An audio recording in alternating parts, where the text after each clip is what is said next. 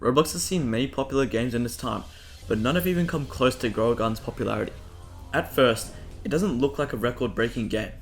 There's no combat, no leaderboards, and barely any UI when you first load in. You just plant a seed to grow crops, wait a bit, then sell those crops to get money. This money is multiplied by the crop's mutations and size, and these can be affected by gear, pets, and global-wide weather events. And somehow, this gardening simulator became the most popular video game of all time, gathering more than 21 million concurrent players, becoming the fastest growing game in Roblox history, and catching the platform completely off guard.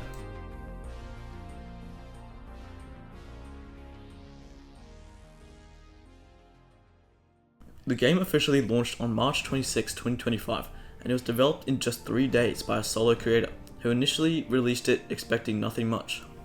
On day 1, the game attracted a small but engaged group of players, about 1,000 concurrent users.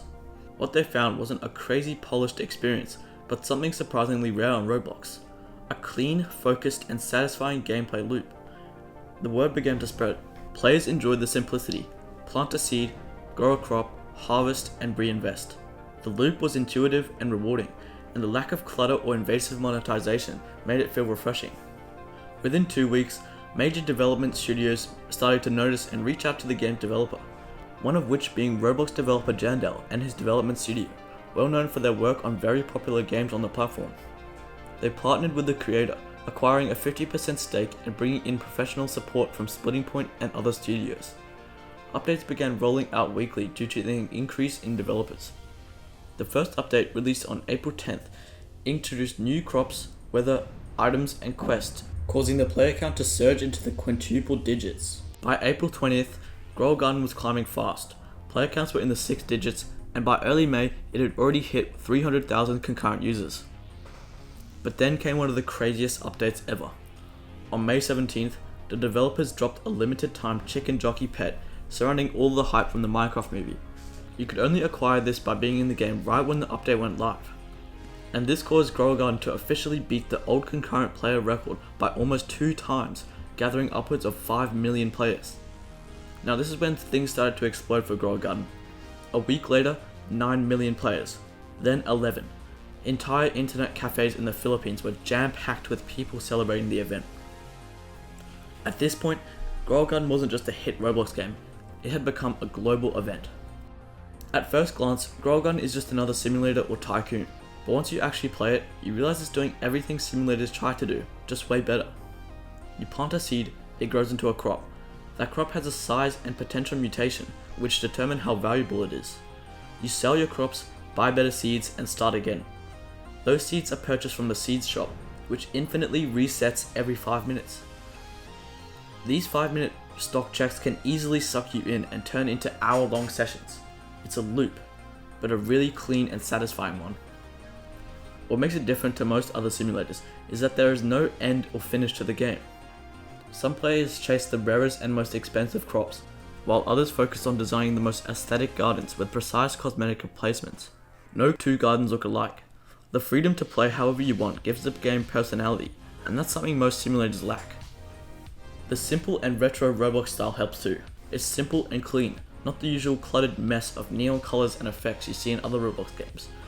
Everything's easy to read, and even when your garden's full, it still looks good. One of the smartest things the developers did was make every weather event and item drop happen across all servers at the same time. So if a rare item like the Ember Lily restocks, everybody knows, and everyone rushes into the game. Shop restocks happen every 5 minutes, meaning some rare items will only appear once a week. That sense of urgency turned into a whole culture around the world. Players started live streaming stock timers, Discord bots were created just to track restocks, and players would leave the game open for hours just waiting for a new seed or cosmetic. Pets also add a whole nother layer. You hatch them from eggs placed directly in your garden, not flashy loot crates or eggs like other simulators. Each pet has its own unique trait which individually grants the player buffs. For example, every 80 seconds a cat will nap for 10 seconds, and newly grown fruit within a 10 stud radius will become 25% larger. This goes all the way up to the dragonfly, which randomly adds the gold mutation to one crop every 5 minutes.